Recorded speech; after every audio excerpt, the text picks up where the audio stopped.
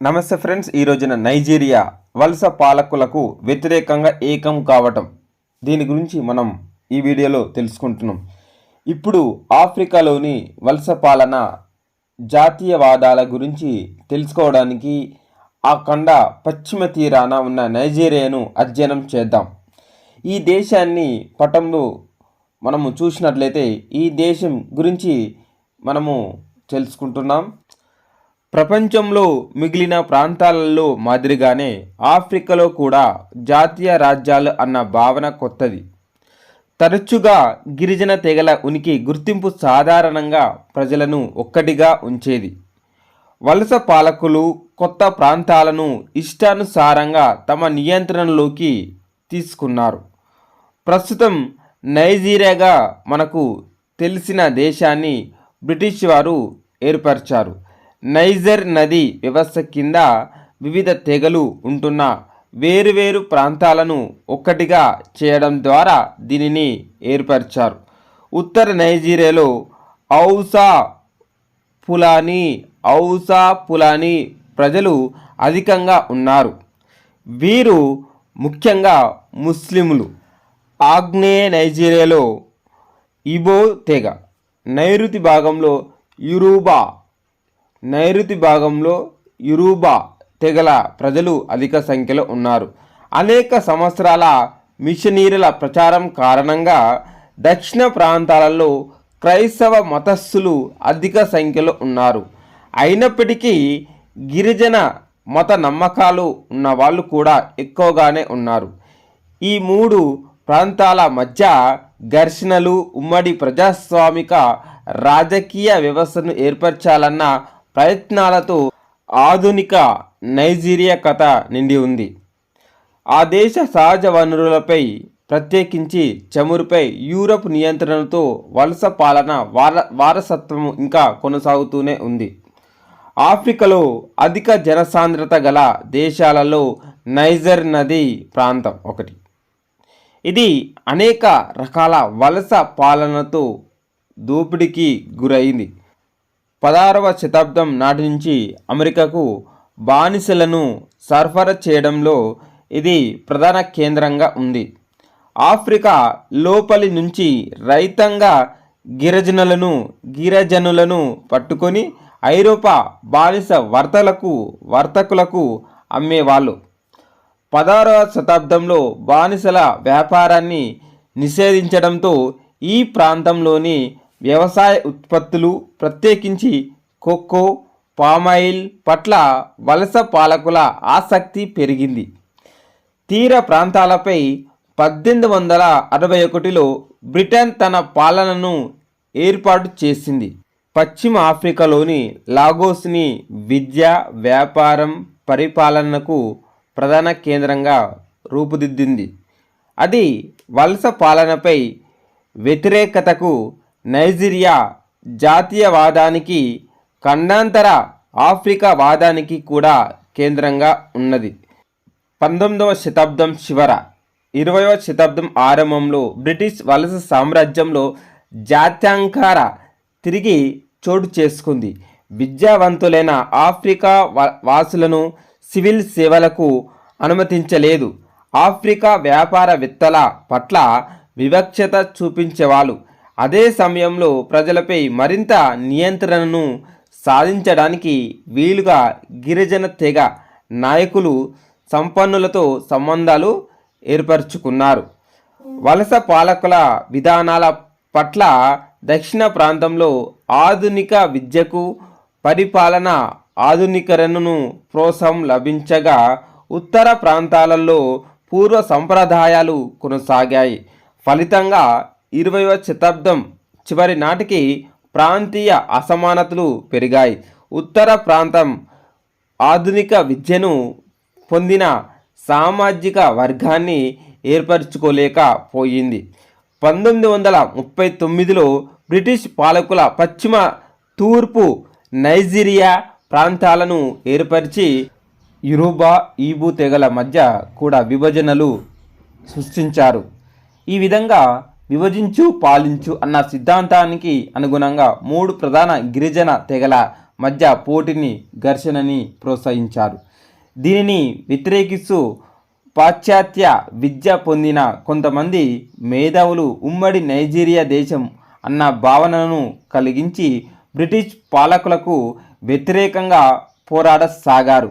నైజీరియాలో మొదటి రాజకీయ పార్టీయే నైజీరియా జాతీయ ప్రజాస్వామిక పార్టీ. నైజీరియా జాతీయ ప్రజాస్వామిక పార్టీ ఎన్ఎన్డిపిని 1923లో హెర్బర్ట్ మకాలే స్థాపించారు. హెర్బర్ట్ మకాలే స్థాపించిన పార్టీ ఎన్ఎన్డిపి. దీన్ని నైజీరియా జాతీయ ప్రజాస్వామిక పార్టీ.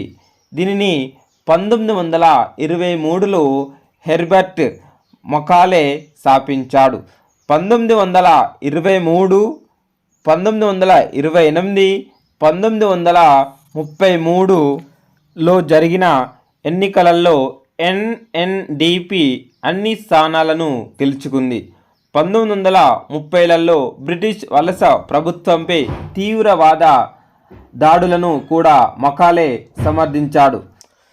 1936లో నంది అజికివే అనే వ్యక్తి నైజీరియా యువ ఉద్యమాన్ని NYMను స్థాపించారు. 1936లో నంది అజికివే అనే వ్యక్తి నైజీరియా యువ ఉద్యమాన్ని NYM స్థాపించాడు. సాంస్కృతిక నేపథ్యంతో సంబంధం లేకుండా నైజీరియా ప్రజలందరినీ అది ఆకర్షించసాగి అనతి కాలంలోనే అది బలమైన రాజకీయ ఉద్యమంగా ఎదిగింది. 1944లో మకాలే NYM నాయకుడు నంది అజికివే కలిసి నైజీరియా కామెరూన్ల జాతీయ సంఘాన్ని NCNC ఏర్పరచడానికి అంగీకారానికి వచ్చారు. క్రమేపీ నంది అజికివే ప్రముఖ జాతీయ నాయకుడిగా ఎదిగాడు. ఖండాంతర ఆఫ్రికా వాదము, ఖండాంతర నైజీరియా వాదము ఆధారిత జాతీయ ఉద్యమానికి అతడు మద్దతు తెలిపాడు. రెండవ ప్రపంచ యుద్ధం తర్వాత నైజీరియా ఆర్థిక పరిస్థితి కష్టాలకు లోనవడంతో నైజీరియా జాతీయవాదం తీవ్ర భావాలకు గురై దానికి ప్రజల ఆదరణ పెరిగి బలం పుంజుకోసాగింది. రెండవ ప్రపంచ యుద్ధంలో బ్రిటన్ తరపున పోరాడి తిరిగి వచ్చిన సైనికులు, కార్మిక సంఘ నాయకులు ఈ ఉద్యమానికి వెన్నుదన్నులుగా నిలిచారు. 1945లో అతివాద జాతీయవాద కార్మిక సంఘ నాయకుల ఆధ్వర్యంలో జాతీయ సాధారణ సమ్మె నిర్వహించారు. నైజీరియా జాతీయవాదం ముందు రెండు కర్తవ్యాలు ఉన్నాయి. బ్రిటిష్ పాలకులకు వ్యతిరేకంగా పోరాటం, ఘర్షణ పడుతున్న వివిధ తెగల మధ్య ఐకమత్యాన్ని సాధించడం. ఉత్తర ప్రాంతంలో కంటే బాగా అభివృద్ధి చెందిన దక్షిణ ప్రాంతంలో జాతీయ ఉద్యమం బాగా బలంగా ఉండడంతో ఉత్తర దక్షిణ ప్రాంతాల మధ్య తేడాలు పొడసూపసాగాయి. దక్షిణ ప్రాంతంలో కూడా యోరుబా, ఈబు తెగల మధ్య ఘర్షణలు జాతీయ ఉద్యమాన్ని పీడించసాగాయి. 1950ల నాటికి ఈ మూడు ప్రాంతాలలో వలస పాలనను వ్యతిరేకిస్తూ మూడు ప్రాంతీయ పార్టీలు ఏర్పడ్డాయి. ఉత్తర ప్రాంతంలో సంప్రదాయ భావాలతో కూడిన ఉత్తర ప్రజల కాంగ్రెసు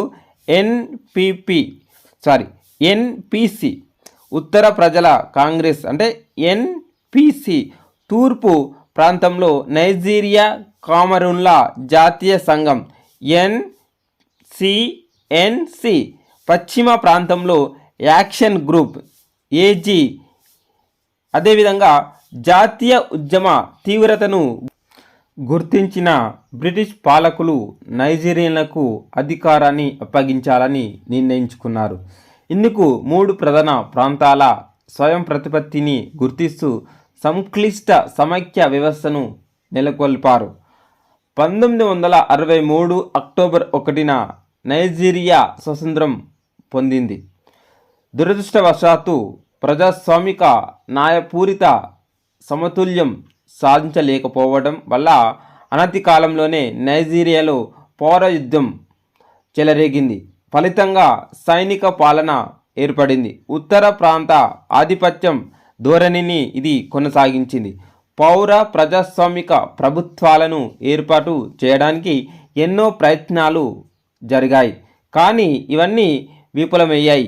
సైనిక పాలనలో అవినీతి, మానవ హక్కుల ఉల్లంఘన కొనసాగాయి. అవినీతి పాలనకు మద్దతు ఇచ్చే బహుళ జాతి చమురు కంపెనీలు, సైనిక ప్రభుత్వాలు దీంట్లో భాగస్వామ్యం అయ్యాయి. సుదీర్ఘ సైనిక నియంతృత్వ పాలన తర్వాత 1999లో నైజీరియా ప్రజాస్వామిక ప్రభుత్వాన్ని ఎన్నుకుంది. అదేవిధంగా ప్రజాస్వామిక నైజీరియాను నిర్మించే సవాళ్లను ఇది ఎట్లా ఎదుర్కొంటుందో వేచి చూడాల్సి ఉంది. నైజర్ డెల్టాలో 1950లలో చమురును కనుగొన్నారు. ఈ చమురును వెలికి తీసే హక్కులను డచ్ షేల్ కంపెనీ నేతృత్వంలోని వివిధ బహుళ జాతి కంపెనీలు పొందాయి. ప్రస్తుతం ఇది నైజీరియాకి ముఖ్యమైన వనరు. చమురు బావులలో అనేక బహుళ జాతి సంస్థల ఆధీనంలో ఉన్నాయి. ఇవి చమురుని వెలికితీసి తమ లాభాలలో కొంత శాతాన్ని సైనిక పాలకులతో పంచుకున్నాయి. సాధారణ ప్రజలకు దీనివల్ల ఎటువంటి ప్రయోజనమూ లేదు. అంతేకాదు, విదేశీ చమురు కంపెనీలు పర్యావరణాన్ని పట్టించుకోకుండా యథేచ్ఛంగా చమురుని వెలికి తీయడం వల్ల తీర ప్రాంత వాతావరణంలో అనేక సమస్యలు ఏర్పడ్డాయి. చమురు బావుల నుంచి సముద్రపు నీటిలో కలిస్తే చమురు వల్ల ఇక్కడి జీవ ఆవరణ వ్యవస్థ తీవ్రంగా ప్రభావితమయ్యాయి. ప్రత్యేకించి మడ అడవులు చమురుకి తట్టుకోలేవు. ఈ చమురు నేలలోకి ఇంకి ప్రతి సంవత్సరం ముప్పుకి గురైనప్పుడు తిరిగి నీటిపైకి రావడం వల్ల చాలా విస్తీర్ణంలో మడ అడవులు అంతరించిపోయాయి. నైజీరియాలోని మడ అడవులు జీవావరణ వ్యవస్థలో 5 నుంచి 10% వరకు నరికివేయబడడం వల్లగా కానీ, చమురు ఊటల వల్లగా కానీ నష్టపోయాయని అంచనా. ఈ చమురు వల్ల నేలలు, భూగర్భ జలాలు కలుషితమై పంటలు, చేపల పెంపకం వంటివి దెబ్బతింటున్నాయి. తాగునీరు కూడా తరచూ కలుషితమవుతున్నాయి. స్థానిక నీటి మడుగులలో పలుచడి నూనె మరియు జిండు కనబడుతుంటుంది. తాగునీరు కలుషితం కావడంతో ఆరోగ్యంపై వెంటనే ప్రభావం కనబడకపోయినప్పటికీ దీర్ఘకాలంలో క్యాన్సర్ వంటి సమస్యలు ఏర్పడవచ్చు. సముద్ర జలాలలో చమురు ఊటలు చాలా ఎక్కువగా ఉండి తీర ప్రాంత పర్యావరణం ప్రభావితమయ్యి స్థానికంగా చేపల ఉత్పత్తి పడిపోతుంది. 1990ల కాలంలో ప్రత్యేకించి నైజర్ డెల్టా ప్రాంతంలో ప్రజల ఆందోళన క్రమేపీ పెరగసాగింది. స్థానిక గిరిజన తెగలు సంవత్సరాల తరబడి జరిగిన జీవావరణ నష్టానికి పరిహారం చెల్లించాలని, తమ ప్రాంతంలోని చమురు వనరులపై తమకు నియంత్రణ కావాలని పోరాడసాగాయి. ఈ ఆందోళన మొదట జాతి ఆధారంగా సభ్యులలో ఐకమత్యం సాధించి శాంతియుతంగా ఉన్న ప్రముఖ మానవ హక్కుల కార్యకర్త, పర్యావరణవాది అయిన కేన్ సారో వివాహాన్ని అంతర్జాతీయ నిరసనల మధ్య మిలిటరీ ప్రభుత్వము మరణశిక్ష వేయడంతో పరిస్థితులు తీవ్ర రూపం దాల్చాయి. ఒక జాతిగా ఏర్పడడానికి, సుస్థిర ప్రజాస్వామిక వ్యవస్థను స్థాపించడానికి, తన భౌతిక వనరులపై నియంత్రణను సాధించడానికి నైజీరియా ఇంకా ప్రయత్నాలు చేస్తూనే ఉంది.